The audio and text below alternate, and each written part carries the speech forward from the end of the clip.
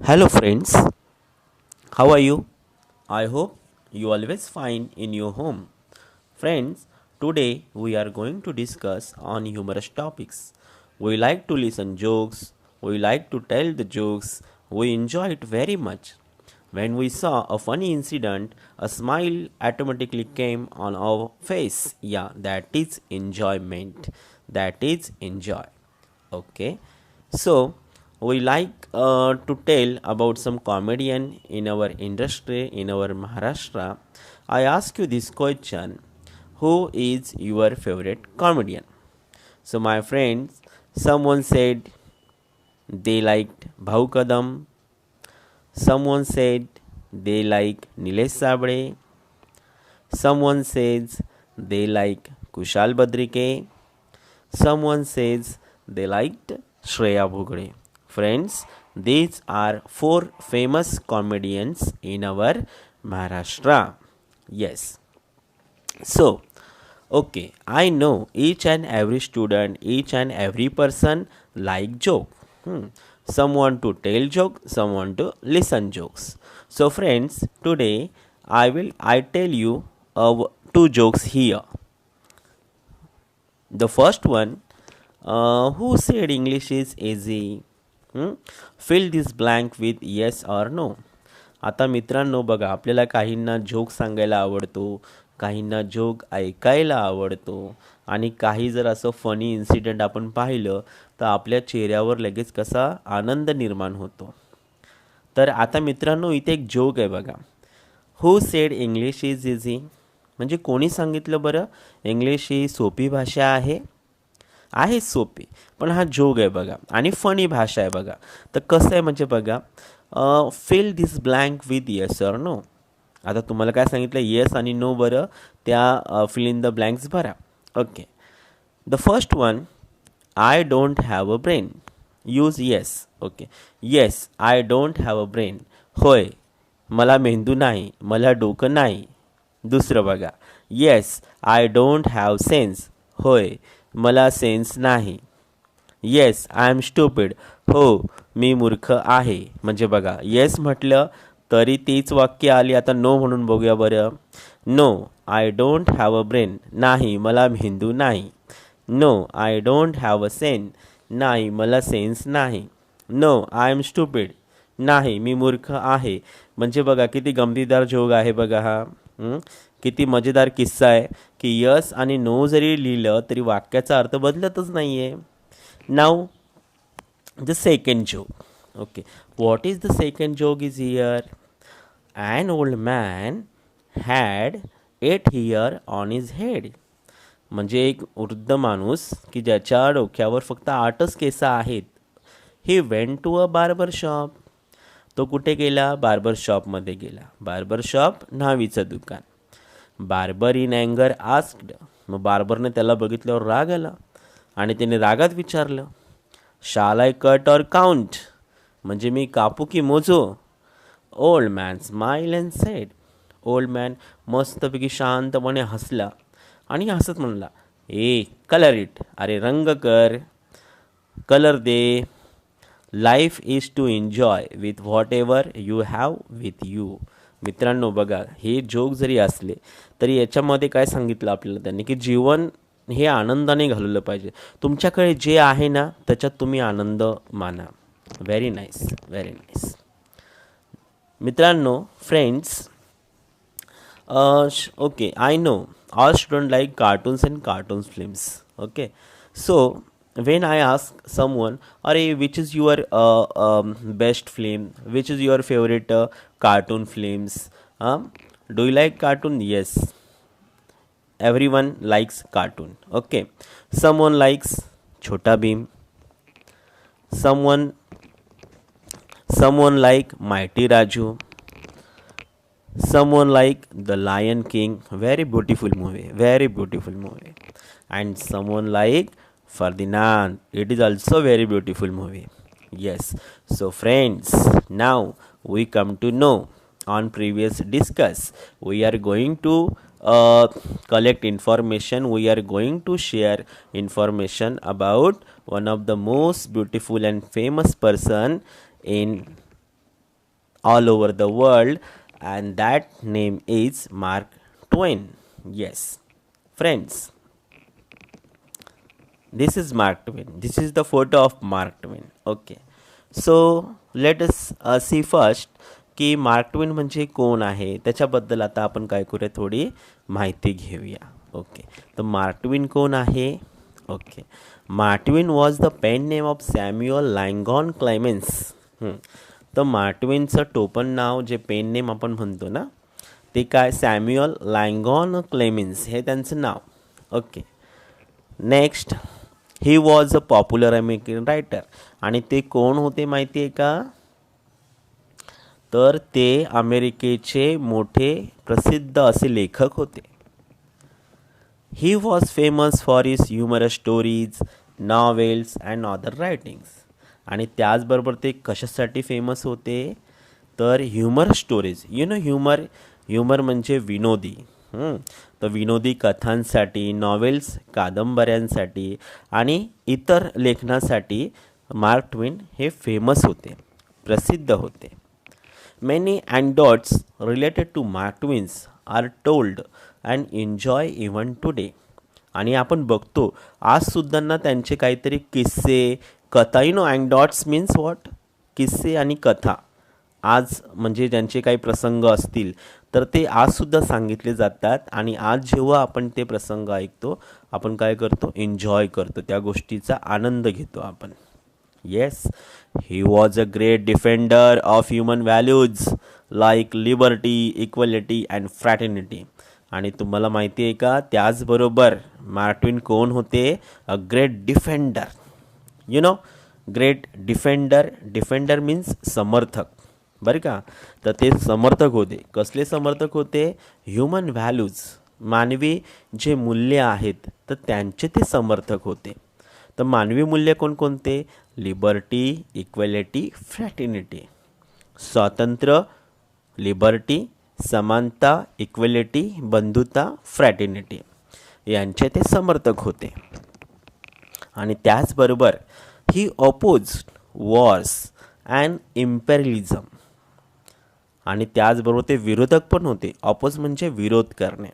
कसले विरोधक होते ते? वॉर्स, वॉर्स म्हणजे युद्ध, आणि इम्पेरियलिझम म्हणजे साम्राज्यवाद.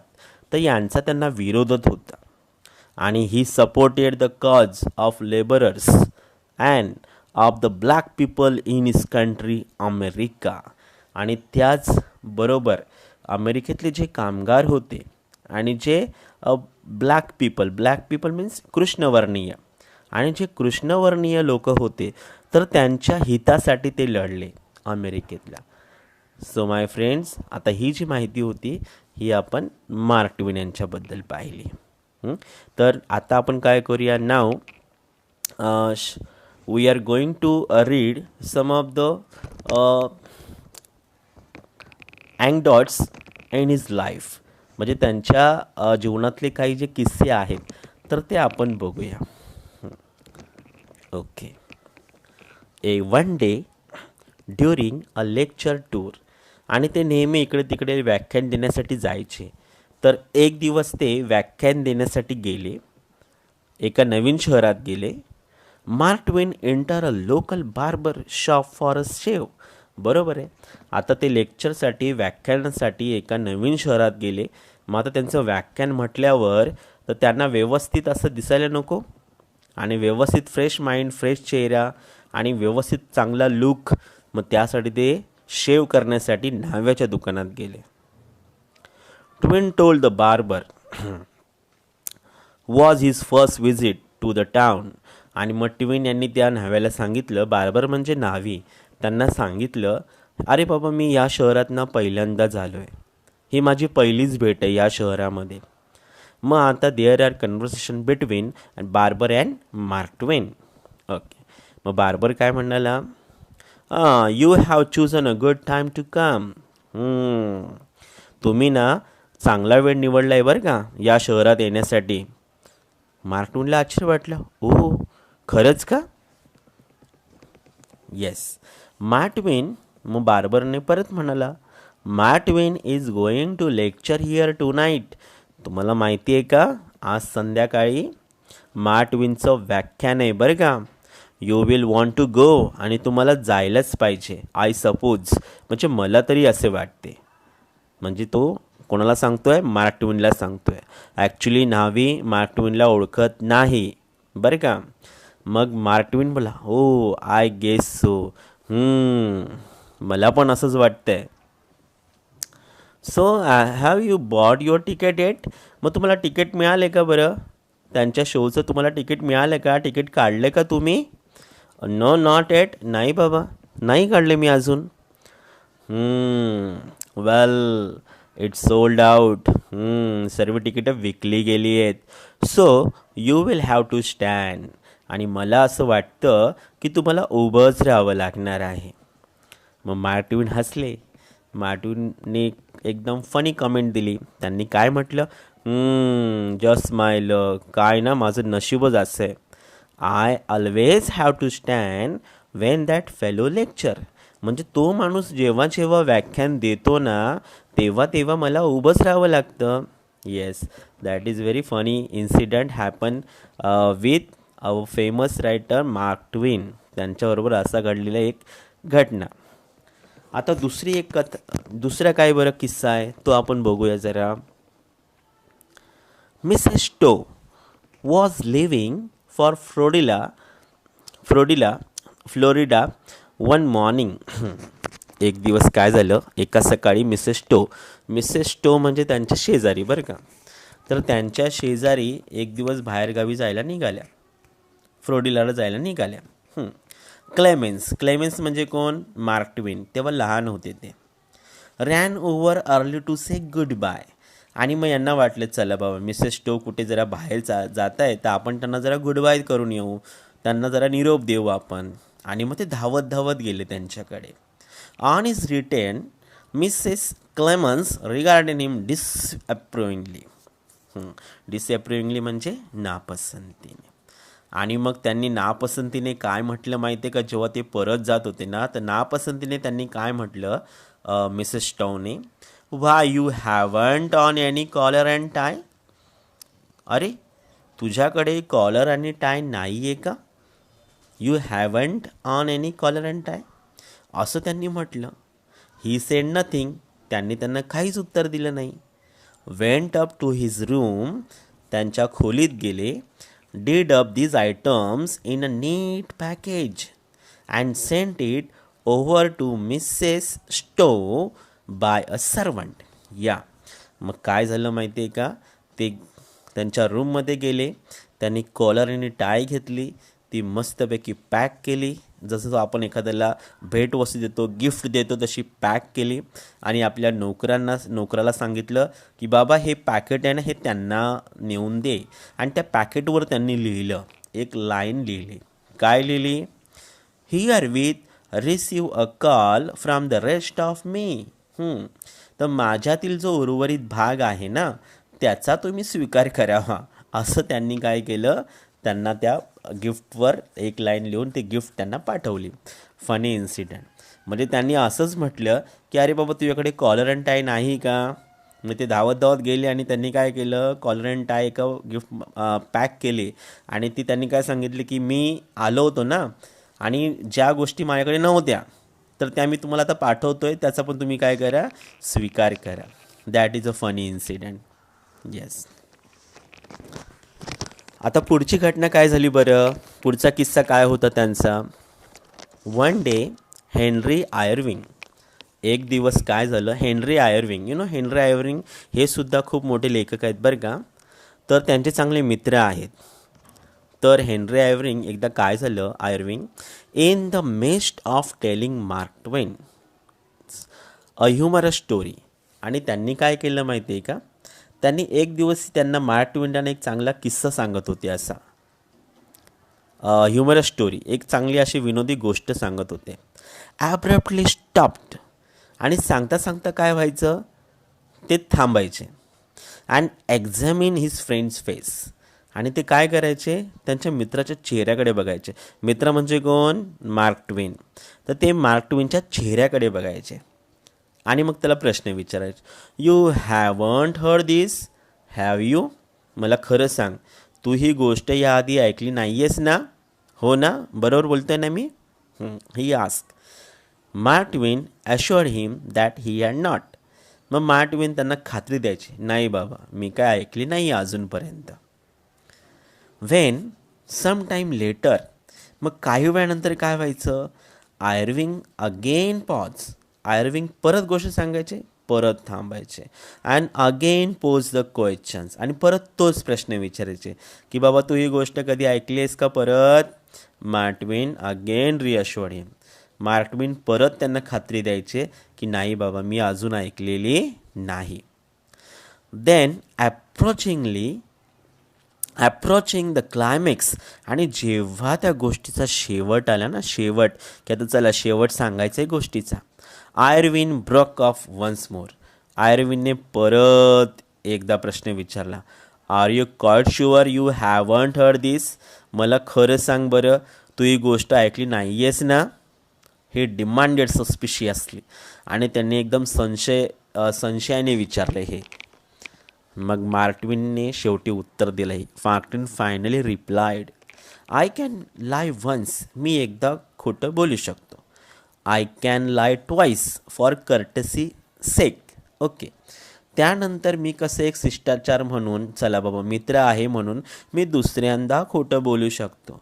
But I draw the line there, पण I can't lie third time at any price. पण कुठल्याही गोष्टीमध्ये, कुठल्याही परिस्थितीत मी तिसऱ्यांदा खोटं बोलू शकत नाही. तर I not only heard this, I invented it. बघा, तर मी ही गोष्ट आहे ना, ही नुसती मी ऐकलेली नाही आहे, तर या गोष्टीचा शोधच मी लावलेला आहे. ही गोष्ट स्वतः मी रचलेली आहे, असं मार्क ट्वेन म्हणाले. Yes, very funny incident.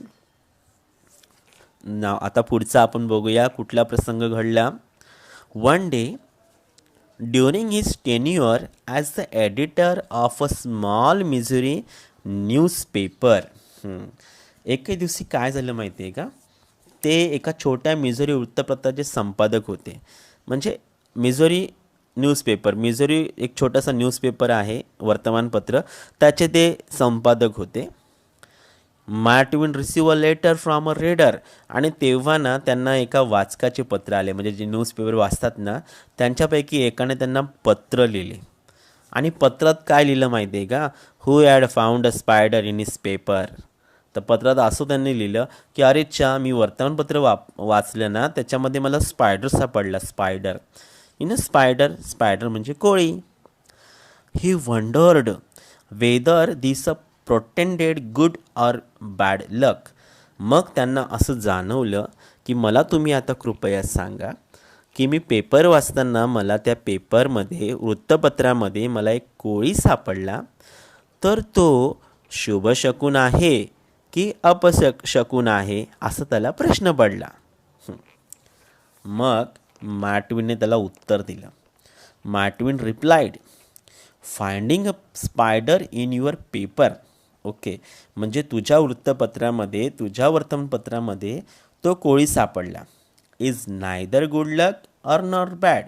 म्हणजे हा शुभशकुन पण नाही आणि अपशकुन पण नाही. The spider was merely looking over our paper. तर तो स्पायडर काय करत होता माहिती आहे? तो कोळी काय करतो माहिती आहे?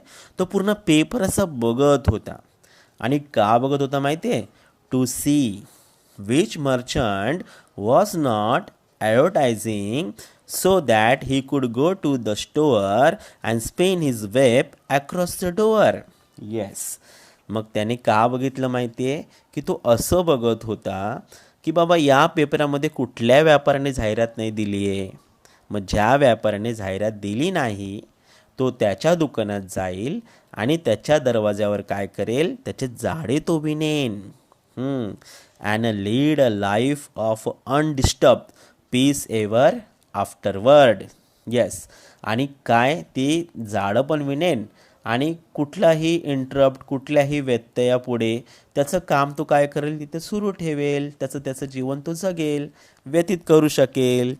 तर असं मार्क ट्वेनने काय केलं? एक फनी, एक गमतीदार उत्तर त्यांना दिलं. येस मित्रांनो, Mark Twain's birth in November 1835. Mark Twain यांचा जन्म नोव्हेंबर 1835मध्ये झाला. आणि व्हेरी सरप्रायझिंगली आणि आश्चर्याची गोष्ट काय माहिती आहे का, was heralded by the return of a Halley's comet. आणि तुम्हाला माहिती आहे का, जेव्हा 1835 नोव्हेंबरमध्ये त्यांचा जन्म झाला ना, त्याच वेळेस हॅलचा धूमकेतू पण त्यांना दिसला बघा. हॅलीज कॉमेट, कॉमेट म्हणजे धूमकेतू. त्या हॅलीचा धूमकेतूसुद्धा तिथे अवकाशात त्यावेळेस त्याचा जन्म झाला. म्हणजे दोघांचं बघा एक योगायोग आहे बघा. म्हणजे जेव्हा यांचा जन्म झाला तेव्हा हॅलीचा धूमकेतू म्हणजे आगमन झालं असं आपण म्हणू. Who often remark upon this curiosity. Yes, come to think of himself. आणि जेव्हा ह्याचा ते विचार करत होते ना, एक त्यांना क्युरिओसिटी म्हणजे काय बरं exact. The comet as unaccountable freaks cosmically link having come in together he declare they would go out together. Yes, आणि तुम्हाला माहिती आहे का, जेव्हा हे जे दोन्ही गोष्टी कशा विलक्षण आहेत, एक त्यांचा जन्म आणि एक हॅलीचा धूमकेतू, मग त्यांना असं वाटलं ना की काहीतरी हा योगायोग आहे, एकमेकांशीच काहीतरी असं रिलेशन आहे त्यांचं. आणि त्यांना असं पण कॉन्फिडेंटली ते म्हणाले की आम्ही दोघं एकत्र आलो ना, तर आम्ही दोघंसुद्धा काय माहिती आहे, he declare they would go out together. मग त्यांनी घोषितच केलं की आम्ही दोघं एकत्र आलो, आम्ही दोघं एकत्र जाणार सुद्धा. हे त्यांचं भाकीत होतं. इन फॅक्ट, आणि बापरे खरोखरच ट्विन वॉज प्रूव्हन राईट. म्हणजे मार्क ट्विनने जे भाकीत केलं ते खरोखरच सत्य होतं.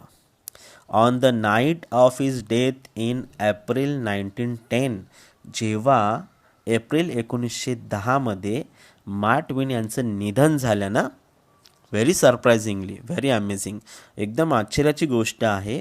Once again a blaze Halley's comet, once again a blaze through the sky.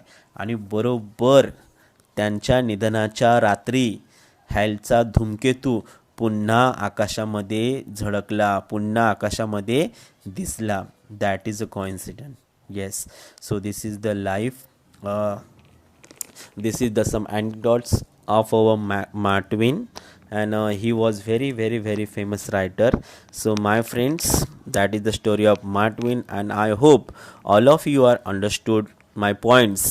Thank you so much.